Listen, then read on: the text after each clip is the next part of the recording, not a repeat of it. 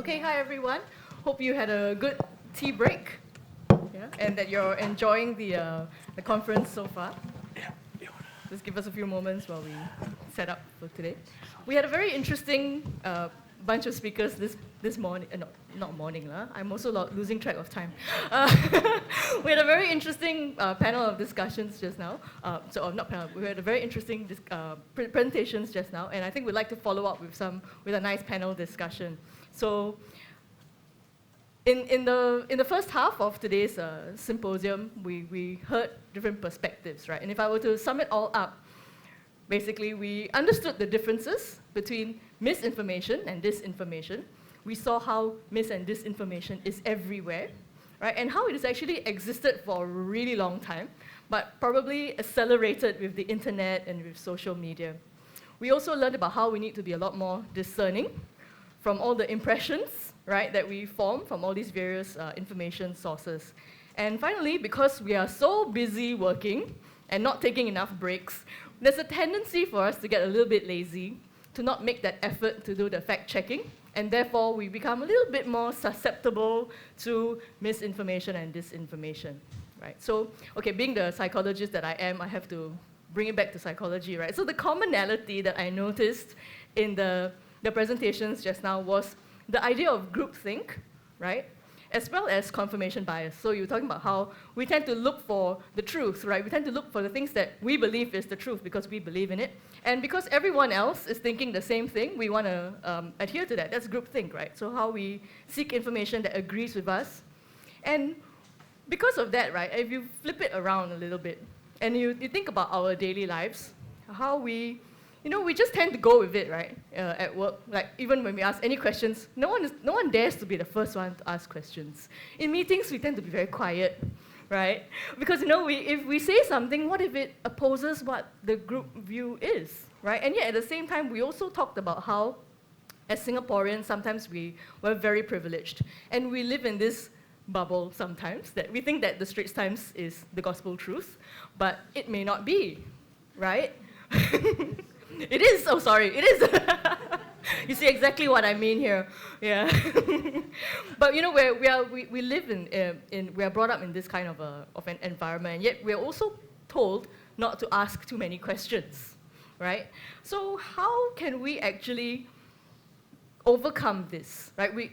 Dr. O'Meara shared some tips in terms of how we can do more fact-checking. Even Mr. Nicholas Fang also talked about these different fact-checking sites that we can go to. But what about confronting these kinds of internal biases that we have, right? The confirmation bias as well as groupthink. How can we, and when we're brought up in a system where it's not encouraged that we ask so many questions, what can we do about it? And I think I want to get the views of the journalists here first, Mr. Balji as well as Mr. Nicholas Fang.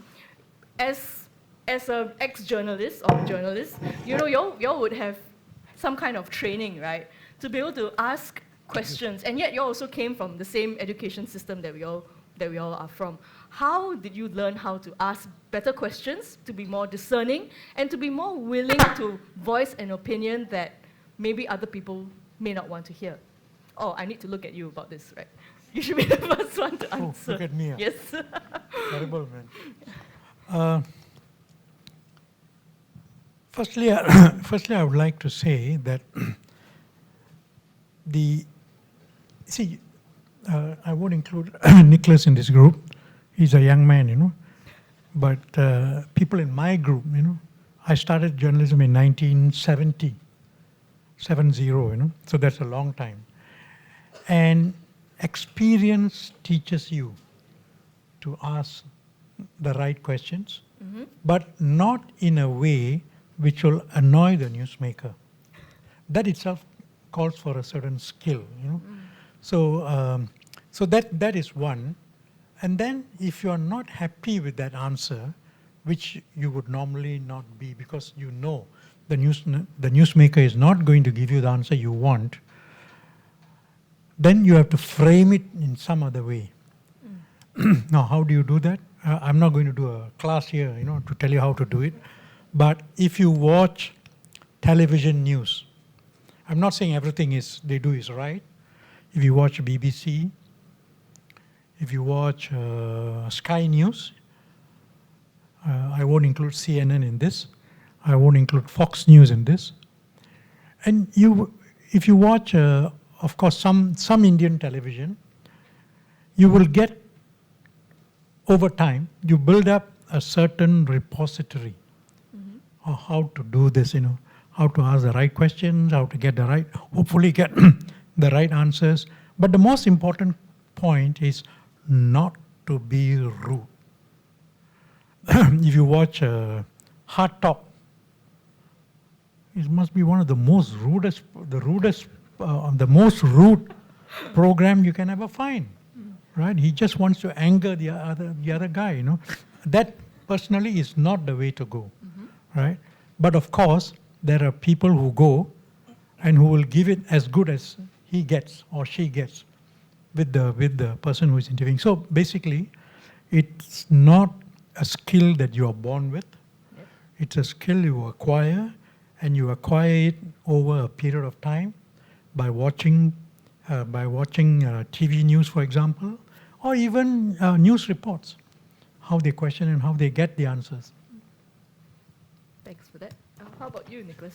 Yeah, so I think critically when we ask ourselves what kind of questions should we ask, I think first and foremost, understanding the aim and the purpose of asking questions. So when it comes to the issue of checking information to see whether it's true or not, as journalists, we're always taught they're the basic facts, right? There's the who, what, when, where, why, how much sometimes.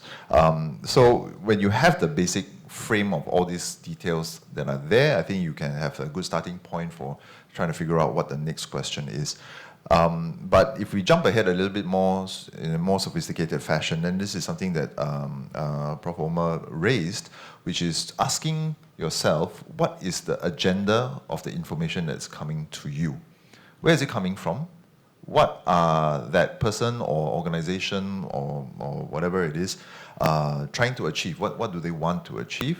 And how does this then, how does the information that I'm receiving fit into their agenda? And when you have a clearer sense of that, then you can make a call of whether it's true or not, or it's something I should believe or not, or whether I should share it or not. And I think that to speak more broadly in a social sense, if we are dealing with people who are busy, lazy, don't have time, don't have the resources, I asked an expert, he was a CNN expert on counterterrorism, and we were talking about IS and the way that terrorist groups recruit and use fake news to convince people to join, blow themselves up and stuff. And we came to this question, how do we motivate people to question the sort of propaganda or fake news that they were getting? And this guy said, look, there's one basic aspect of human nature that's quite common around the world, and is that nobody likes to be taken for a ride. Nobody likes to be made a fool of by somebody else. So in countering disinformation or misinformation, the sort of positioning or the marketing is that somebody is trying to pull fast one over you, try to get you to do something or believe something that's wrong. It's almost like the sentiment you feel towards a scam, right? A scammer asks you to send them their bank password and bank details. In this case, it's somebody trying to change your way of thinking or convince you to believe something that will make you make decisions that are maybe not in your best interest or more in their interest rather than your own. So a lot of the education that we try to do, I think, is to get that sentiment across. And then fundamentally, the starting point is that we have to problematize the issue first. The room here, everybody seems to think that disinformation, misinformation is a problem, and even for Singapore. A lot of polls that have been done, there are a lot of people who are very complacent. They said, no, fake news is not a problem for me. I sure can spot all these things. I think 2-3 years ago, there was a survey done, and 80% of the respondents said they could spot fake news and discern from real headlines. Then, of course, when they did the test, 90% of the 80% got it wrong. So, I think highlighting to people that there's a real problem, there's a real risk is the first step. Teaching people how to check for the basic information that you need, the basic facts, and then sort of motivating them by saying that, the whole point of fake news is that somebody is trying to make a fool out of you and you shouldn't let that happen. So that was some of the views that we've collected over time of how we can approach this problem. Yeah, great. So that's a great perspective from journalism. How about our other two panelists here from an educator's point of view? how do you all actually teach? I'm sorry, Omer, to have to say this, but critical thinking, right? Okay, so one of the great things about SUSS is that we have, in our psychology program, we have Intro to Psychology. And some of you who may have taken this, you would know that we talk about critical thinking. That's the first thing we talk about in our first seminar. So during the seminar, I have this activity which I go through with my students, and I show them fake news versus real news. And they go through this different types of news. One was Dwayne, some of you might know Dwayne Johnson. There was this fake news where he passed away. And I remember seeing that on Facebook, because it said CNN as well. And I thought, oh my gosh, he passed away. But then when I fact-checked and I looked on the internet, nothing had happened to him. He was fine. But so I put all of these things up, and they're required to actually check which is fake, which is not. And surprisingly, many of them do fall for fake news. So one of the things and 4 questions which we talk about in asking critical questions, which I've written down here, is what is the source? What is the source? Is this claim reasonable or extreme? So for example, with Dwayne Johnson, is that extreme? That sounds quite extreme. What is the evidence to support this? So this means that you should be looking at credible sources. What does the source have any agenda, as Omar was saying as well? So it's really important to look at credible sources and credible places for your information, and also fact check that, because even when you do look at news article, for example, Forbes, Forbes is a great platform, but it's not. You also do have to fact check where are they getting that information from. So I would stick to certain platforms, for example, Wall Street Journal, Harvard Business Review, things which have additional research, and always go back to the research. And as psychologists, we'd love to go back to journal articles and find, is that supported by research? Is there anything to support what they're saying? So that's my perspective. Thanks, Buddy. Thank you. I'll say this much. Any behavior that is rewarded is repeated. Mm-hmm. And it's interesting. Right? Yeah, of course, So what are we censuring? Who are we punishing for asking certain questions? So think about that. If let's say you are in a climate in which if those hard questions are asked and you're getting censured, what do you think naturally, let's say in a class, they'll keep quiet. Nobody wants to be the bad boy or the bad girl. But where do they go? There's a displacement effect. They'll go to social media, they'll go to their own online communities, and suddenly the bad boy or the bad girl becomes the hero. Ask those questions and everybody says, that's what we should be asking, yeah! And they're rewarded. Yeah. What happens then? They're empowered. That sense of worth and everything. So I am asking something intelligent. Everybody seems to be agreeing that is an intelligent question. What are we rewarding and who are we punishing? This is one of those things we need to ask and take a step back, because I'm coming to this point about safe spaces.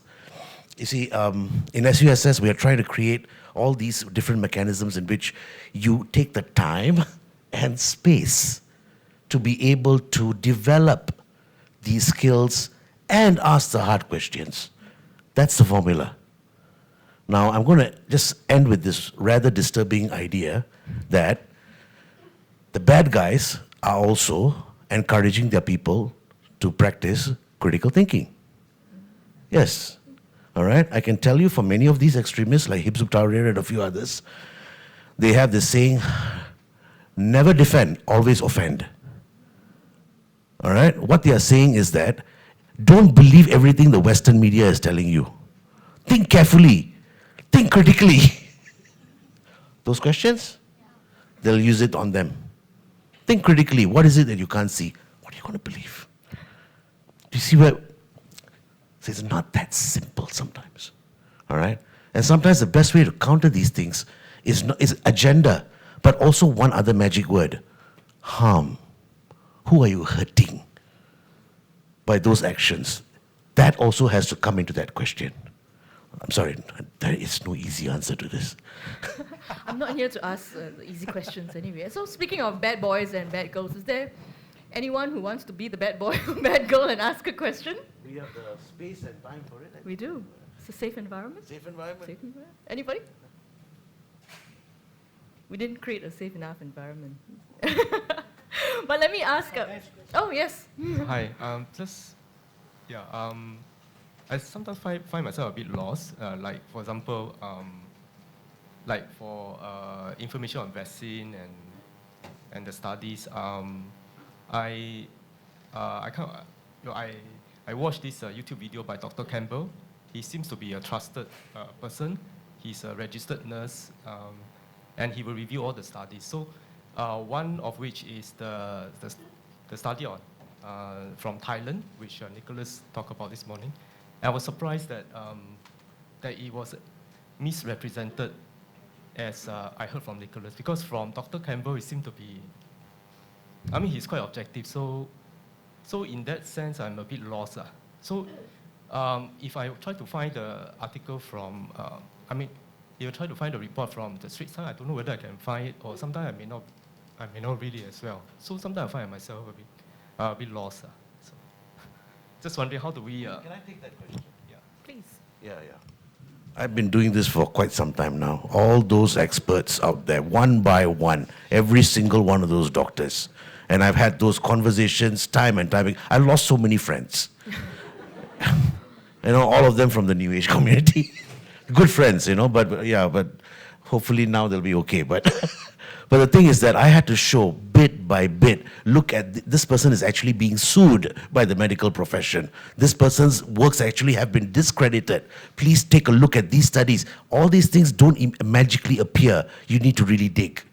All right? So it's not just that. But if you really want to know, get to the heart of the matter, I have one word for you. First responders. First responders. All right? Men and women at the front line. All right? Walk into SGH. I have so many of them right now. And they did a video in which there was this nurse who was telling about her actual lived experiences dealing with those who did not take the vaccine and they got COVID and all kinds of things. And even when they were told, no, you have to you have to take this medication, you have to do this, and they were adamantly told not to do it. I mean, eventually, even as they are dying, at the last breath, say, can I take the vaccine now? It's too late. Talk to the voices of those doctors and nurses. You will see the mask that they wear. It's the what do you call it? Personal protection gear, until it eats into their face. And you ask them, what is the truth? And I think they will tell you a lot. Actual experiences. Sorry, it's just one of those things. So anybody else here?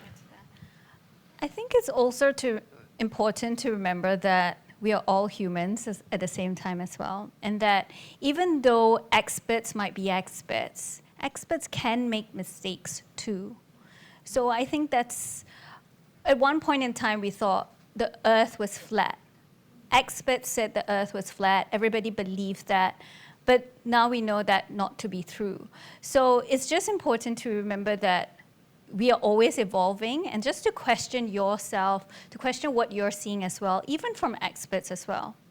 But don't get too overwhelmed at the same time. It can be extremely overwhelming if you're going to, as we were talking about, it can create a lot of anxiety and can be quite disheartening, as you were saying at the same time. But don't be too disheartened. Maybe look at other information and try to find balanced view. So I heard this thing from a monk. I always have things from a monk which I share. But there was this monk who shared a story about when somebody is angry with you, when you're angry with somebody for doing wrong, you should bring them to an imaginary trial in your head and prove all the things which they've done right as well. So don't just focus on all the things which are done wrong, but also look at, be the lawyer fighting their case at the same time as well. So I'm not sure if that adds value, but yeah. Actually, can I just very quickly, I'm sorry, but it actually adds a lot of value. The mistake I did was that sometimes in trying to convince them, the energy we project is also anger. The energy we project is like, I'm infantilizing you, like, you listen to me, you keep quiet and listen. It doesn't work. All right. It brings back to the point that Yes. you mentioned earlier, right? If you want to be asking questions, you do it in a respectful manner. Exactly. Right? Yeah. No, I thought maybe I should, on this point, the booster shot, right? We were told one booster shot is enough. Now we are told that maybe you should take, not maybe, you should take a second booster, right? So that confronted me, So let's say the guy who asked the question, what will you do? Will you just go and take because the government told you to take? What kind of research?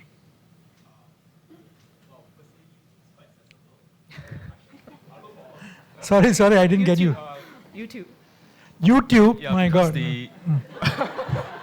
I mean, from reputable experts, their objective Experts, he views. doesn't like the word, no?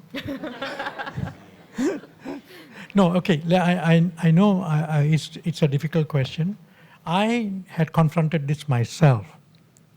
So what I did was to talk to some of my doctor friends. Different, I think I spoke to 3, right? And all of them told me, don't take it now. So I said, I'm planning to travel in December. Do you think I should take it before that? All of them said, yes, take it just before going. Because whichever country we are going, right? So I think that we have a lot of resources which you are not using. Whether they are doctor friends, our GPs, or I'm just talking about from the booster context. So instead of saying no, instead of saying yes, instead of just accepting because government said it, and government is not right all the time. They are also made of human beings. I can give you enough examples of where the government went wrong. So even if the government tells you, don't take it as gospel truth. Go and check, And there are people out there who are, in today's world, there are people out there who will give you the information. You may not be happy with the information, but they are there. And in the end, you make up your own mind. And if as a result of taking the booster you die, it's okay, because you made up your own mind, And you're dead. Doesn't matter anymore. Gone, right? Yeah. We need this kind of interjection, like that, no? But I guess also, just back to your question, right? I think the answer is that you need a lot of effort to really dig That's deep right. and not react to every single thing that you read. And, oh, wow, this is the truth, right? It's a lot of effort. And I think that's one thing that we always I always hear from students, when they're doing their honors thesis, they're always like, wow, I thought I knew so much, but only when I started doing my honors, then I realized I don't know anything. And I said, welcome, I feel the same way, right? Because the more you read, the more you realize you don't know so many things. And that is, I think, the joy for me, to not know many things. Which is a good state to be in. Yes, exactly, right. Well, on the issue specifically of that report, right? So the report in and of itself that was produced by the Bangkok University, I think they stated the methodology, the sample size and all that. The tweet that we were doing our fact check on misrepresented the numbers. So the numbers in the report were quoted wrongly. They inflated the number of cases and things like that.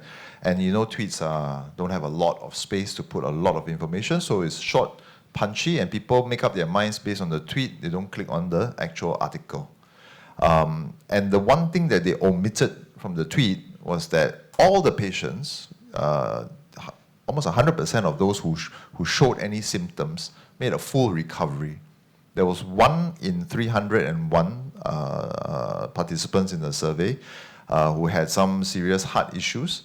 5 months later, he recovered fully from it as well. So when they try to paint the impression that 30% of young people who get the second vaccination shot develop heart issues and then this is terrible, it's first of all, the numbers were wrong and it was an incomplete picture as well. So I don't know if that helps or not, but when we try to cut through the truth, we always try to go to the primary source, try to go, if there's research quoted, make sure you see the research for yourself Don't just read the headlines or the tweet or whatever. Don't just read the abstract. Yeah, right? don't just read the abstract as well. But Balji sort of joked about it as well. But YouTube and to a certain extent TikTok and all these short form social media platforms are the most dangerous, because people, again, you ask the agenda. Why are people posting stuff? They want to get views. They want to grow their audience base. If they want to become an influencer or whatever, or they just want to have a broader reach. So they tend to produce content that is exciting, that is entertaining, that is clickbait, that catches your attention. So do they put in the whole picture, the complete truth, the most comprehensive? Probably not, right? Because people tend to be drawn to short attention spans on these platforms. They tend to be drawn to the sexiest thing that's there. So there was a survey done recently that said young Singaporeans,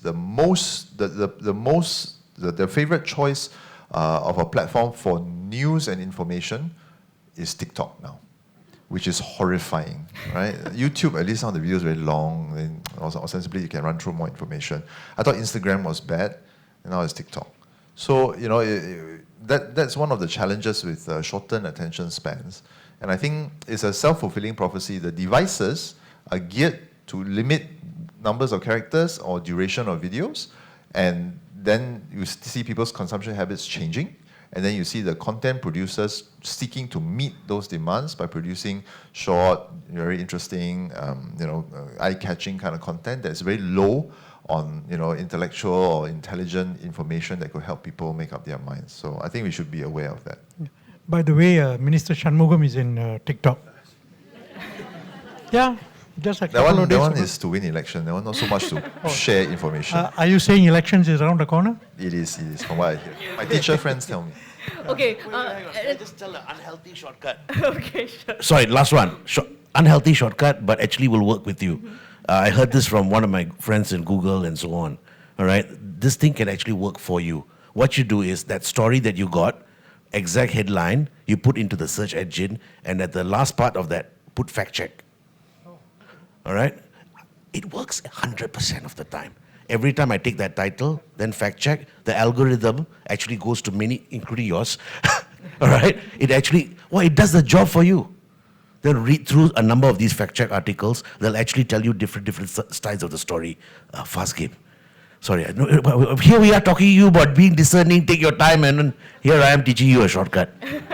But that's to help be more discerning anyway. So let me also, we will also kind of like press for time, but let's end off with one last thing that I want to ask. We're talking about TikTok being like the #1 source of news amongst this generation, right? So social media, and we bring it back to the whole theme of this symposium, which is on well-being. All this misinformation, disinformation, social media, because it provides only one perspective and not a full story, can influence people's well-being, right? So we talk about how we can discern that better, but what can we do to protect our well-being better? Ask the well-being expert. That's the well-being expert. Protect our well-being. Oh, okay. I also wanted to share something which I found in research and in a study which, before I go to the well-being thing, was that there was a Royal Society of Open Science in 2020 did research, and they said that older adults who are more affected by COVID-19 tend to share more news in general about the virus, including fake news, but they may be less likely to believe it. So I thought that was interesting. And then secondly, with younger people, regardless of the political group, are more likely to believe COVID-19 misinformation than older people. So just some interesting research to share there. How do you take care of yourself? Well-being. Okay. I would say that Don't go on TikTok.